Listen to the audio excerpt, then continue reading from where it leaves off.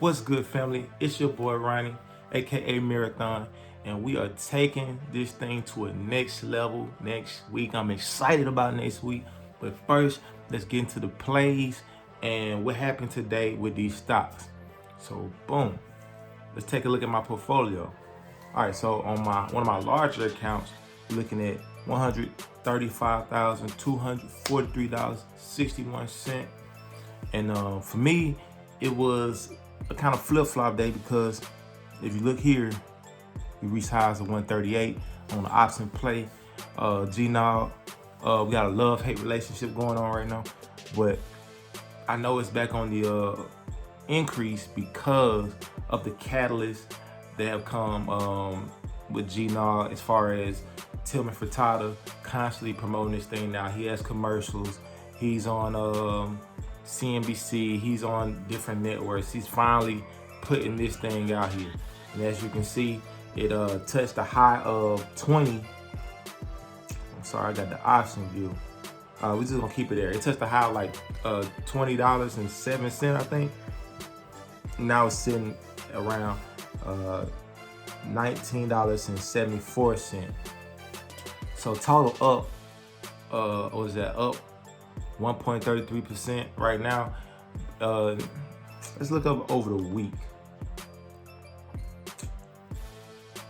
I want to get out this option view phase. I want to get into like the regular. There we go. All right, so for the week, it's still on the incline. So even though it went down today, as you can see over the week, it's up 8.7%. So I think some of those warrants got finally squeezed out. He's making his money. The manipulation is going down. This thing's on a constant incline. It's already touched the 20s.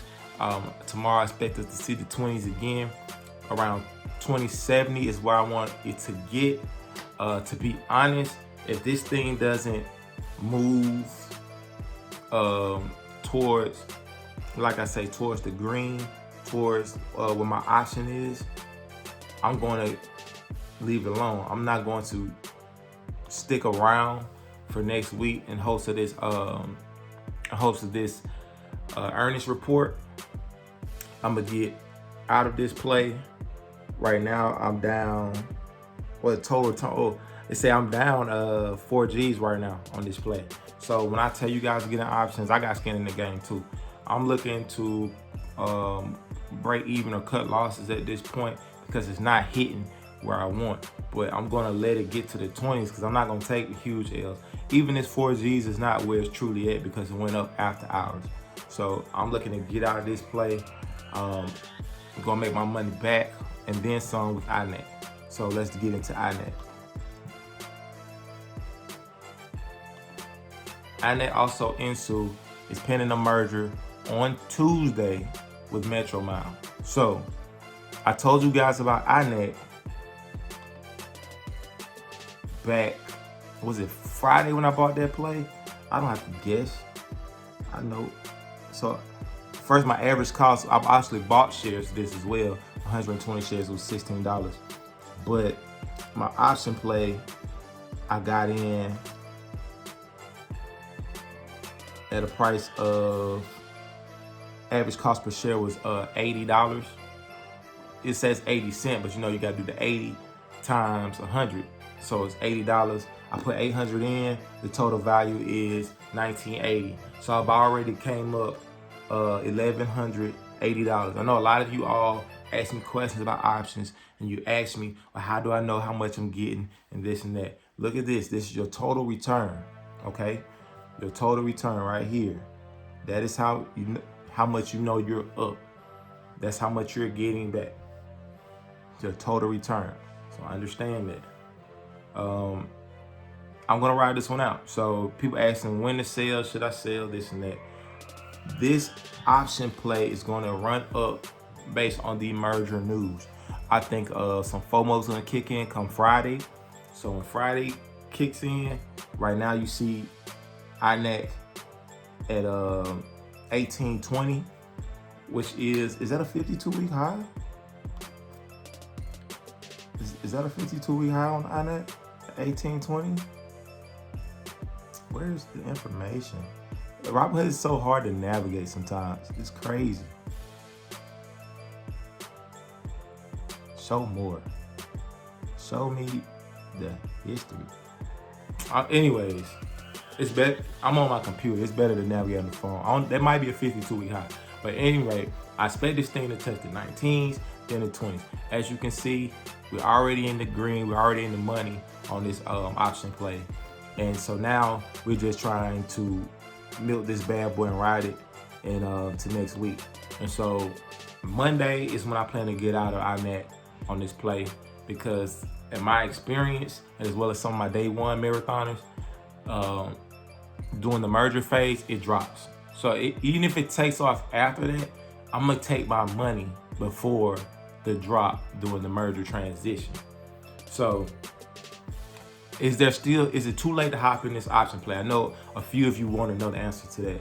The answer is maybe, but I think no. So I'm gonna buy some more options on this tomorrow. Where am I gonna buy this at? Let's see. Hopefully I can do this on this computer. It's hard to navigate on the laptop. All right, let's take a look at this. I'm gonna buy a call, and for some of you that don't know what a buy a call is, if you're in my chat, you can ask me and we can go over that. But I'm gonna buy a call, and I'm looking at this $20 mark right here. So was that for February 19th? Yep, February 19th. I'm looking at this $20 option play, and see it went up, what, 5 cents today, which is 16, but the change was 4.4%. I think the closer it gets to that $20 mark, it could go up some more. So if this thing goes up to, let's say, 18.75 tomorrow, I think it's good for crushing 20 by Monday. But I'm just gonna see how it goes. I might play this on the dip, because I tend to not like to buy it this expensive at $118 per call. So I'm gonna try to wait for a dip, see if I can get in, because it might behoove me to maybe get a different play. I might want to get this one. So I'll let you all know in the chat. But right now, this one is looking like the sweet spot, or this one. Even though it's more expensive, it's still going to be in the money at 19, and I know it's going to hit that. So even though it's more expensive, I'm still going to put a decent amount into where I can get profits guaranteed. So that's kind of where my head is on that, and that's with INET. So let's go back to my main page. And this is another one I put you guys on in the chat. So I told you that I was buying HEMX at see where did I buy this one at? Average cost per share was 65 cents, and I put $325 on it. I didn't have a lot of buying power at that point, because I still got some options tied up. And right now you can see I'm already up almost $100. And this is before earnings. So the earnings report's supposed to come out tomorrow. So in trading day, if the earnings is great, then I expect this to go up some more. Right now it's already riding on a 52-week high. Let's see, take a look. 5 year. So it's 52-week highs right here. No, I'm sorry, that's whatever, 2017, and 52-week high. I'm really gonna try to find on this laptop, because this is ridiculous. You're supposed to be able to see these things.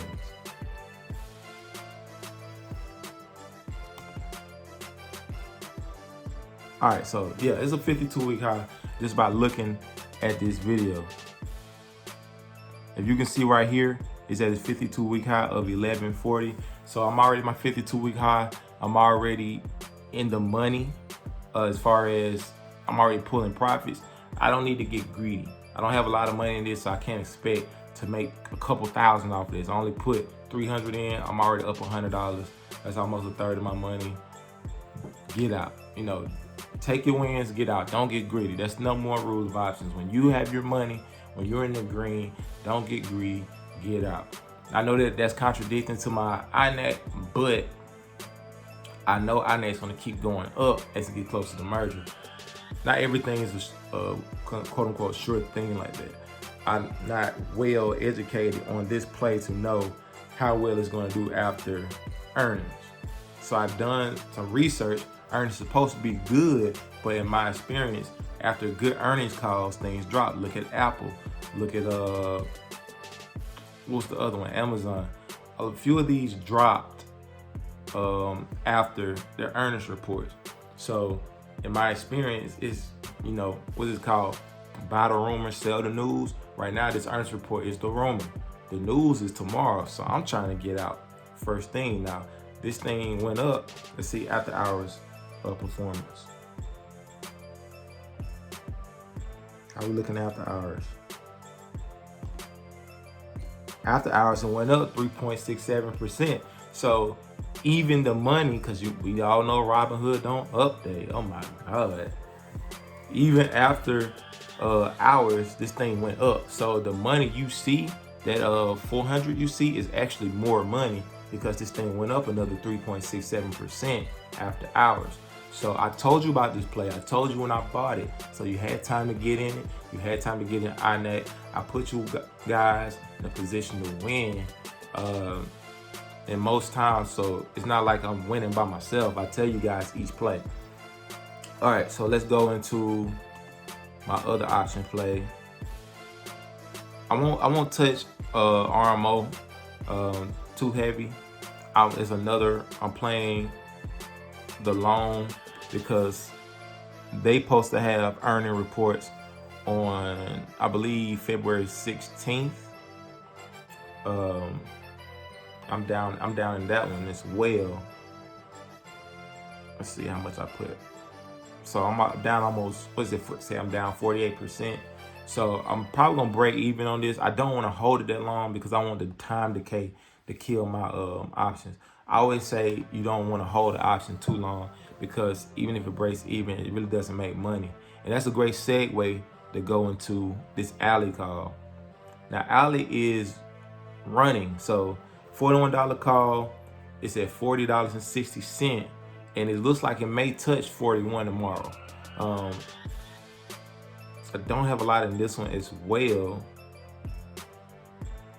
but I kind of got this play from someone else that I work with on stocks, and we played earnings. It didn't work as well. So like I say, after earnings, even though the earnings was good, still go down. So you buy the rumor, sell the news.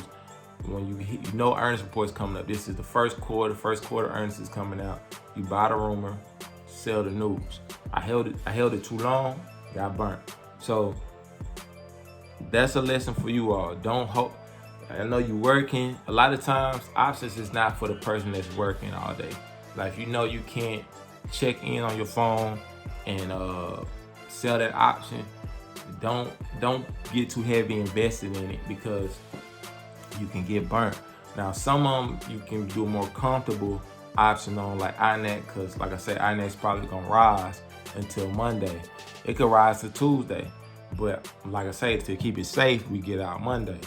And then, you know, it might rocket Tuesday. Don't be mad at me if you sold it Monday and it rockets Tuesday. That's just the risk that come with it. Now, you want to stay in and try to ride it out, and if it drop on you, hey, don't say I didn't warn you. Like, it's other plays that's gonna come. So even if that rockets, you know, it's okay. You don't have to feel like you're missing out.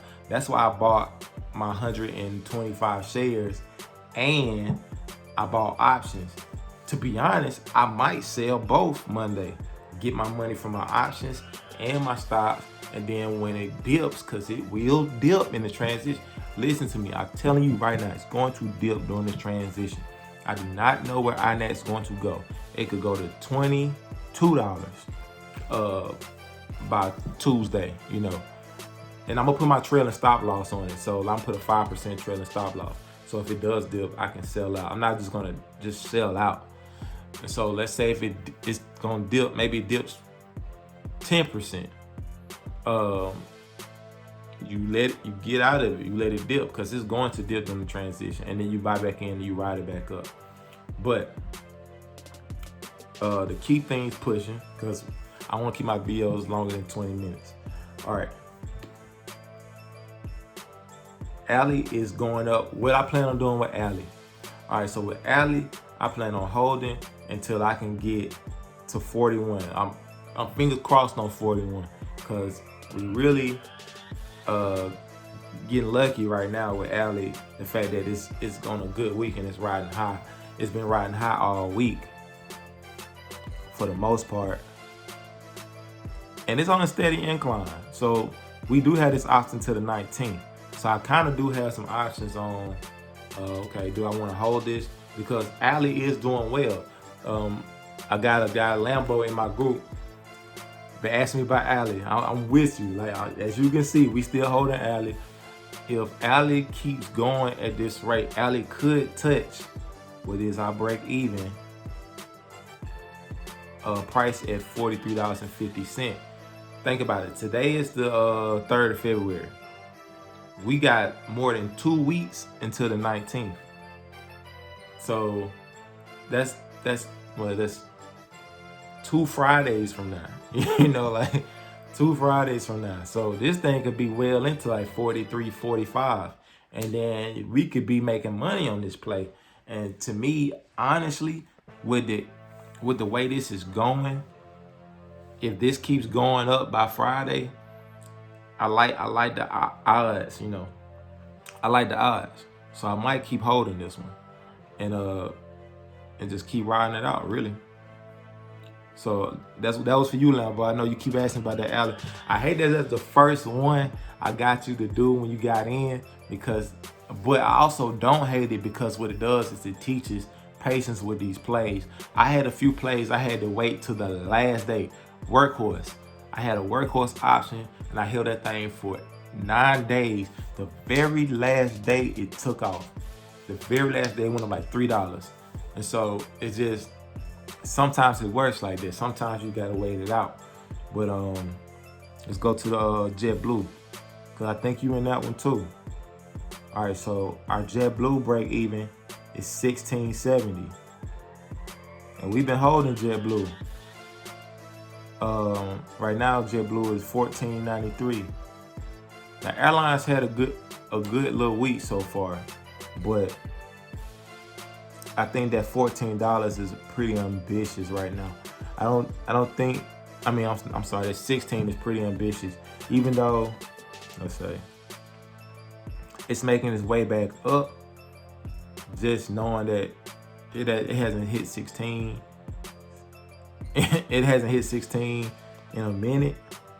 It's not looking so good right now. So that's probably gonna be one we have to take a loss on, unless something just crazy happens for JetBlue. And I'm not seeing it with a lot of these restrictions they having on international travel and stuff. But no, it's a learning lesson. Not all of them hit like that, but you know, some of them do.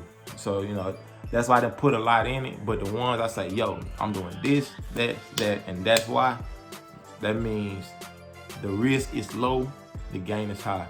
And I'm going to start putting the risk level on those options to be more clear, because Dre, you told me to do that. So I'm gonna make sure I do that. As far as the plays for tomorrow, then we'll cut the video. I'm looking at INET plays again. I'm looking at that SBE. So SBE is pending a merger. Was it September 11th? I'm sorry, February 11th. So you have the 9th for INET, which is a Tuesday. The 11th is the Thursday. So of course, SBE went up 6% today. This is a big merger. So they're doing a merger with ChargePoint. ChargePoint is going to supply the charge stations for a lot of these EVs. it's time you look at this one. You can do this one long hold, but I personally would buy it after the merger. Like I'm saying, I'm gonna put the option on it before the merger. Options are fairly expensive on this. It's like $200 a contract. So, but one thing I know, this is gonna go up until Wednesday next week. So it's like it's one of those. Like I said with INET supposed to go up until Tuesday. This gonna go up until Thursday. But we don't want to hold it to Thursday because they're doing the merger. Well, they're doing the meeting for the merger Thursday. They're doing the meeting for the merger on INET Tuesday. But like I said, I want to buy the rumor, sell the news. Let's see. Here we go. We'll get into that one later. It's another charge stock that I want you to look at. We're gonna get into that one later. And last but not least, I know I said I wanted to keep under 20, but I had to talk about APXT. Because you always ask me about APXT. So APXT did decent today. It did $2.78. I'm sorry, it did 2.78%. That's okay, because really the merger has not been announced yet. But you can see that this thing is back on the incline.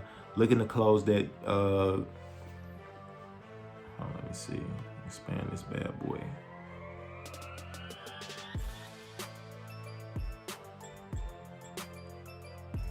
Let's see. Looking to close that gap. Hold on. Put it a month. Yeah. I'm hoping you guys get to see this because I'm doing gap analysis right now. So right here it's with $16.88. It's to me, the next point is $17.30.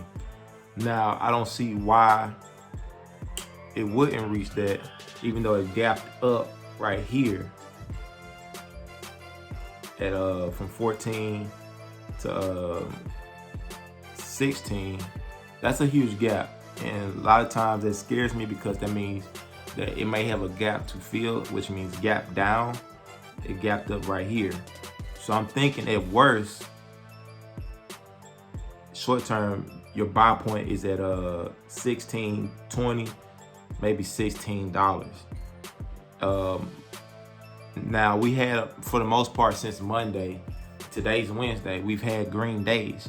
So we know it's gonna have to have a cool down period, right? That's what I'm trying to get out of GNOB, because I think it's gonna hit that cool down period where it's gonna touch like $20.70 and then come back down to like $19.80. And I just don't have time to ride that when I know INET is gonna make money. When I know SPE is gonna make money. Like, I might not buy an option on INET because it's too high tomorrow, but I may buy shares of INET, and just sell it off. So I'm still gonna make money off that. You see what I'm saying? Just options make you more money, and we always trying to maximize our dollar, right? But APXT is gonna be another one, but the merger hasn't been mentioned yet. So just put it on your watch list. I got a whole lot more, but we're gonna keep this thing short. I don't want to wear you guys out, wear myself out. So that's it for today.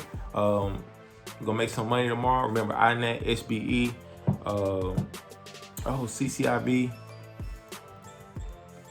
CCIB did a nice little dip down to 28. So to me, it's in a buy zone. It has another gap to fill at 25. And remember, we haven't had the cool down there yet, so it may go down to 25, but I don't see it going too much further than that, because as you can see, you got resistance around the 22s, but I don't see it going back to 22s. I see it's kind of finding support around 24, 25. So CCIB is looking to do a merger with Lucid Motors, which is supposed to rival Tesla in the long run. So it's an extra hype stock. So if you can see it in the 24s, get it.